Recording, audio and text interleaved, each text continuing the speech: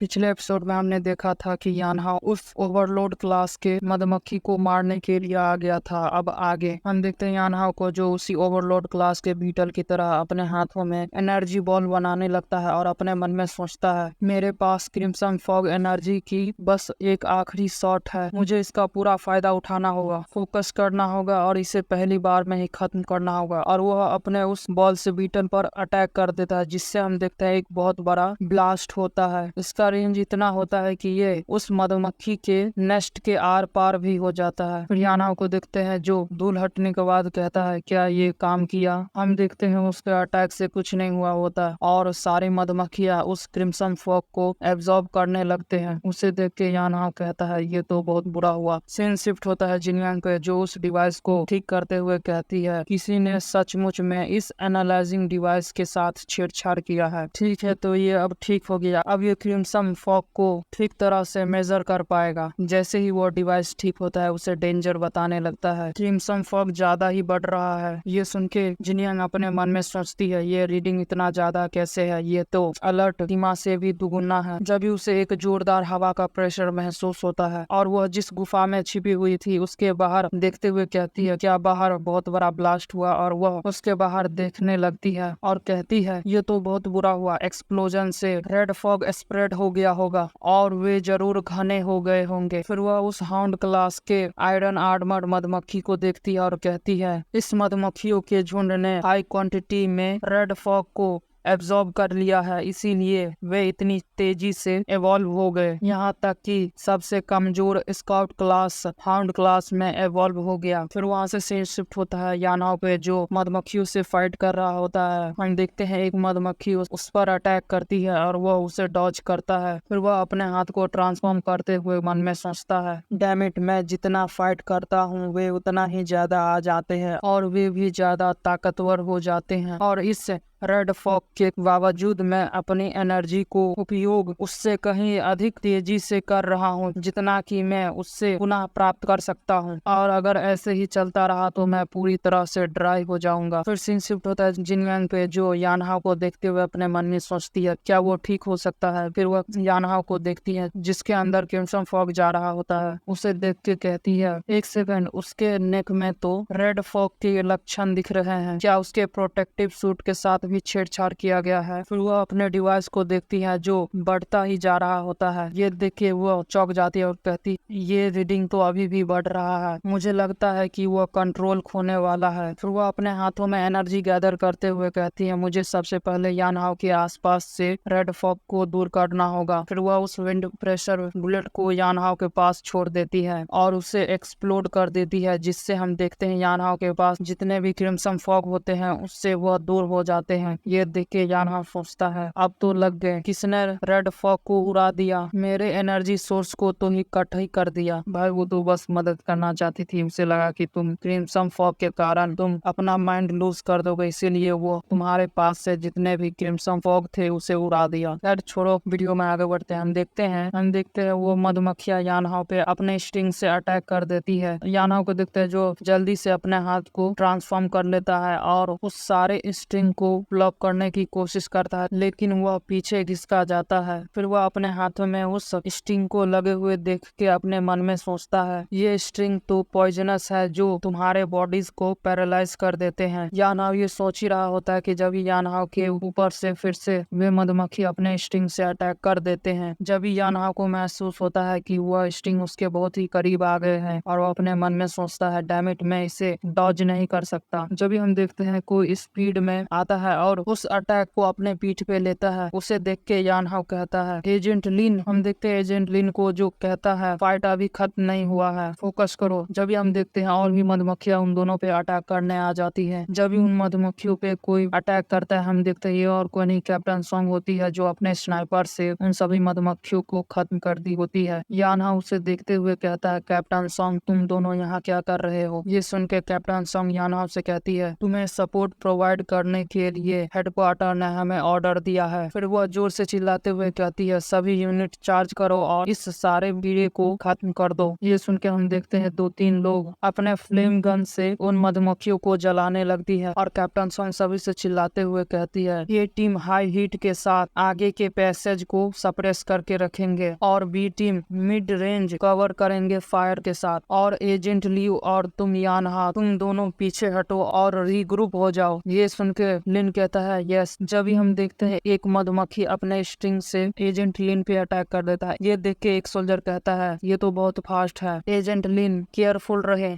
जब भी captain song अपने स्नाइपर को रेडी करते हुए कहती है, तुम सभी पीछे मत देखना, सब सिर्फ भागते रहो, और अपने मन में सोचती है, एक ओवरलोड क्लास, लगता है मुझे वो मूव यूज करना होगा। फिर वह इलेक्ट्रोमैग्नेटिक एनिहिलेशन यूज करती है और उस स्टिंग पे फायर कर देती है, और हम देखते हैं वो अटैक उस स्टिंग के पास जा रहा होता है, और कैप्टन सॉन्ग उस अटैक को देखते हुए अपने मन में सोचती है, इस मूव के साथ हाई वोल्टेज इलेक्ट्रिक फील्ड को क्रिएट करता है जो अपने रेंज के अंदर सभी चीजों को डिस्ट्रॉय कर देता है और पैरालाइज कर देता है। हम देखते हैं उस अटैक के कारण वो स्ट्रिंग खत्म हो जाता है और वह अटैक सीधा जाके उस ओवरलोड क्लास की क्वीन मधुमक्खी को जाके लगता है। जब इस सोल्जर कहते हैं, देखो कैप्टन सॉन्ग का अटैक किसी चीज पर लगा। फिर वह उस मधुमक्खी को देख के कहते हैं, रुको, इसका साइज देखो, ये तो ओवरलोड क्लास का है जो जिनयंग रिसर्चर ने हमें बताया था, ये तो दूर जा रहा है ऊपर की ओर। जब भी कैप्टन सॉन्ग सभी से चिल्लाते हुए कहती है, आसपास वाले झुंड का सफाया करो और रेस्क्यू करो, और मैंने इसे पैरालाइज कर दिया है, ये ज्यादा दूर तक नहीं जा पाएगा। ये सुन के वे सभी यस कहते हैं। सीन शिफ्ट होता है यानहा पे, जो कैप्टन सॉन्ग को देख के कहता है, ये तो बहुत स्ट्रांग हो गई है। ये सुन के एजेंट लिन कहता है, खैर पिछली बार जब हम चीसी सिटी गए थे तो वह अपनी मेन कॉम्बैट गियर नहीं लाई थी और उसने अपना प्रोटेक्टिव कॉम्बैट सूट नहीं पहना था, इसीलिए वह अपनी पावर का पूरी तरह से यूज नहीं कर पाई थी। जब भी कैप्टन सॉन्ग यानहाओ से पूछती है, जिनयंग कहाँ है? यानहाओ दूसरी ओर इशारा करते हुए कहता है, वो उधर है। जब भी जिनयंग कैप्टन सॉन्ग से कहती है, अगर और कुछ देर हो जाती तो तुम मेरी कॉर्प्स को इकट्ठा कर रही होती। ये सुन के कैप्टन सॉन्ग कहती है, मिस जिन,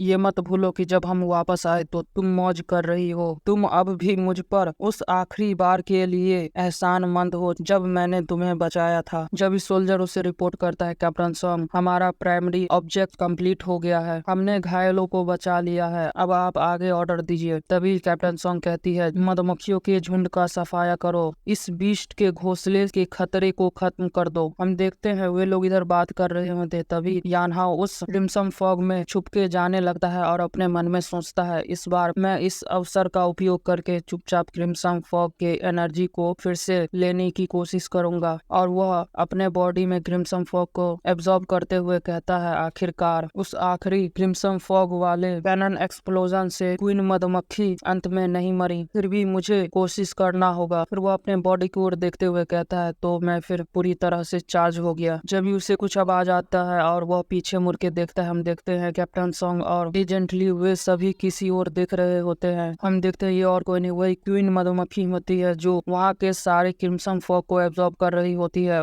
उसे देख के जिनियन कहती है, ये सारे बीस्ट के नेस्ट में से क्रिम्सन एनर्जी को एब्जॉर्ब कर रही है, क्या वो फिर से इवॉल्व हो रही है? बिल्कुल भी नहीं, क्या ये अभी अभी ओवरलोड क्लास में नहीं था? जब भी उसका डिवाइस रीडिंग देने लगता है और उसे वार्निंग बताते हुए कहता है, रेड फॉग का लेवल इससे पार होने वाला है, लेवल 4 पे। ये सुन के जिनियंग हैरान हो जाती है और कहती है, ये इतने सारे रेड फॉग किधर से आ रहा है? क्या ये हाई लेवल बीस्ट का नेस्ट हो सकता है? जब भी वह क्वीन मधुमक्खी रोर करती है, जब भी हम देखते हैं कैप्टन सॉन्ग और उन सभी के पीछे से स्काउट क्लास की मधुमक्खियां उन सभी पर अटैक करने आ जाती हैं। जब भी एजेंट ली उन मधुमक्खियों को देख के कैप्टन सॉन्ग से कहता है, कैप्टन सॉन्ग पीछे देखो, लार्ज अमाउंट में हाउंड क्लास की मधुमक्खियां पीछे से अपेयर हुई है। जब यानहा वहाँ से जंप करते हुए कहता है, तुम सभी लोग उस मधुमक्खियों के झुंड को संभालो, मैं क्वीन से डील करने जा रहा हूँ। ये सुन के कैप्टन सॉन्ग कहती है, तो चलो हम भी हेल्प करते हैं। इधर यानहा को देखते हैं जो तेजी से जंप करते हुए क्वीन मधुमक्खी को अटैक करने जाता है और अपने मन में सोच रहा होता है, ये कैसे हो सकता है? मुझे लगता है इसे पूरी तरह से खत्म करना होगा। और वो अपना क्लॉ एक्टिवेट करके उस क्वीन मधुमक्खी पे बहुत सारे अटैक करने लगता है और अपने मन में सोचता है, मुझे रियलाइज हुआ कि मैं अपने क्लॉ पे भरोसा नहीं कर सकता, और अपने हाथों में वही कैनन बॉल एबिलिटी यूज करने लगता है और उस मधुमक्खी पे अटैक कर देता है। हम देखते हैं उस एबिलिटी का नाम होता है स्कारलेट कंडक्टेशन ब्लास्ट। जब भी हम देखते हैं उस अटैक से बहुत बड़ा ब्लास्ट होता है, यानहाउ नीचे उतर आता है और क्वीन मधुमक्खी की ओर देखते हुए कहता है, क्या ये काम किया? जब भी हम देखते हैं उस धुएं में से एक स्टिंग यानहाउ पे अटैक करता है। यानहाउ उसे डॉज करते हुए अपने मन में सोचता है, केवल एनर्जी ब्लास्ट से उस पे फैटल ब्लो नहीं हो पा रहा है, मुझे शायद से एक सुटेबल वेपन चाहिए। जब भी उस क्वीन मधुमक्खी का स्ट्रिंग दिखता है, फिर वह उसे अपने हाथों में लेकर उसे उस पर अपना एबिलिटी यूज करके उससे शॉर्ट बना देता है और जंप करके क्वीन मधुमक्खी पर अटैक करने जाता है। हम देखते हैं क्वीन मधुमक्खी अपने स्ट्रिंग से यानहाउ पे अटैक कर रही होती है, लेकिन यानहाउ उसे डॉज करते हुए क्वीन मधुमक्खी के पास जाने लगता है। जब भी वह एक स्ट्रिंग को काटता है और अपने मन में सोचता है, मैं इसमें अपनी सारी बची हुई क्रिम्सन फॉग के एनर्जी को लगा दूंगा, क्योंकि तुम इतने काइंड थे इसीलिए तुमने मुझे एक वेपन दिया, तो फिर मैं तुम्हें इसके बदले में एक बड़ा गिफ्ट दूंगा। फिर वह अपने स्वॉर्ड में एनर्जी डाल के उस मधुमक्खी पे अटैक करता है और उसे दो टुकड़े कर देता है, जिससे हम देखते हैं एक बहुत बड़ा ब्लास्ट होता है और क्वीन मधुमक्खी का सर आके नीचे गिरता है। जब भी हम देखते हैं वहां से धुआं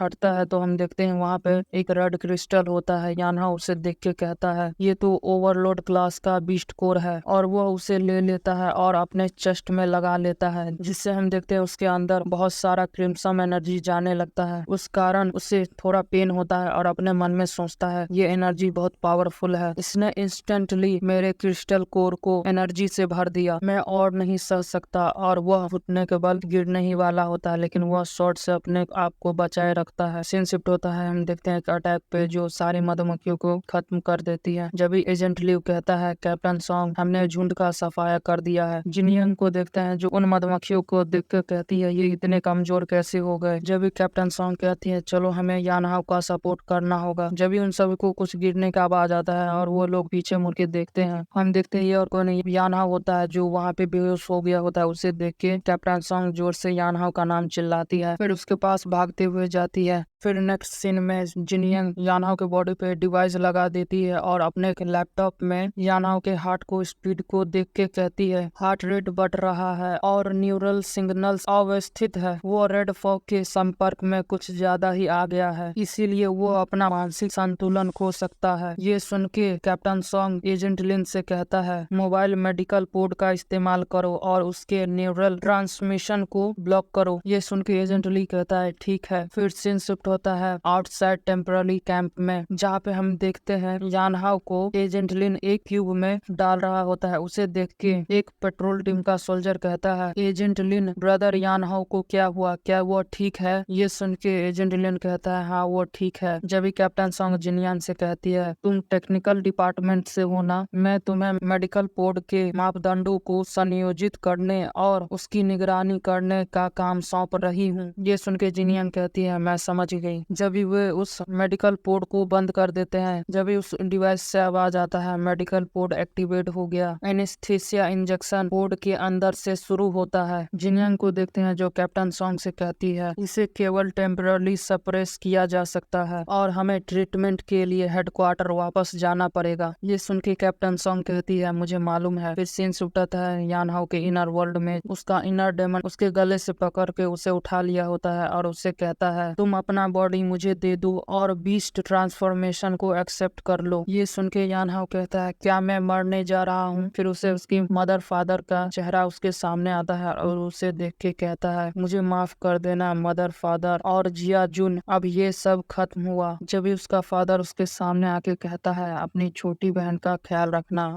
जहाँ पे उसकी मदर कहती है, मेरे बच्चे तुम्हें जीना होगा। जब भी जिया जुन उससे कहती है, ब्रदर आपने मुझसे वादा किया था कि आप सेफली ही वापस आओगे। ये सुन के यानहाओ कहता है जियाजुन मेरे लिए वेट कर रही है। जब भी उससे कोई कहता है यानहाओ तुम एक सोल्जर हो, फाइट अभी खत्म नहीं हुआ है, फोकस करो। हम देखते हैं यानहाओ के सामने उसके मदर, फादर और उसके जितने भी टीम मेंबर होते हैं, जिनियंग, कैप्टन सोंग और वे सभी सोल्जर जो उसके साथ थे, और वे सभी कहते हैं उठो, जल्दी से उठो। ये सुन के यानहाओ अपनी आंखें खोलता है और कहता है सभी लोग मेरे लिए वेट कर रहे हैं। और जैसे ही वो अपनी आंखें खोलता है हम देखते हैं पीछे से बहुत सारे चेन आता है और उस इनर डेमन को पकड़ लेता है। और इधर यानहाओ सोचता है मुझे जियाजुन को ढूंढना होगा और मुझे उन सभी को प्रोटेक्ट करना होगा जिन्हें मैं बचाना चाहता हूँ। मैं यहाँ कभी नहीं गिरूंगा, ये मेरी जिम्मेदारी नहीं है, ये तुम्हारा भी है। और उस इनर डेमन के अंदर से क्रिम्सन फॉग एब्जॉर्ब करने लगता है। हम देखते हैं उस इनर डेमन के एनर्जी को एब्जॉर्ब करने के कारण उसके चेस्ट पे एक स्टार बन जाता है। उसे देख के यानहाओ कहता है क्या ये स्ट्रॉन्ग बनने का प्राइज है? हर सफलता एक सरलता के गिरने पर डांस करने के समान है। फिर वो अपनी आंखें खोलने की कोशिश करता है, जब भी उसे महसूस होता है कि वो अपनी आंखें नहीं खोल सकता। ये सोच के यानहाओ कहता है क्या मैं अपनी आंखें नहीं खोल सकता? मेरा शरीर भी हिल नहीं रहा। फिर सीन शिफ्ट होता है, हम देखते हैं आर्मर ट्रक पे जो टॉर्नेडो के बीच से हेडक्वार्टर की ओर जा रहा होता है। उसी आर्मर ट्रक में वो ड्राइवर कहता है रेत का तूफान बहुत तेज है, हमें रोड बिल्कुल भी दिखाई नहीं दे रहा, गाड़ी चलाते रहना बहुत खतरनाक है। ये सुन के एजेंट लियू पीछे मुड़ के कैप्टन सॉन्ग से कहता है 3 किलोमीटर आगे एक ओल्ड सिटी र्यून है, क्या हमें वहाँ पे जाकर कुछ देर वेट करना चाहिए? ये सुन के कैप्टन सॉन्ग जिनियंग से पूछती है यानहाओ का कंडीशन क्या है, क्या वो ठीक है? ये सुन के जिनियंग अपने लैपटॉप में देखते हुए कहती है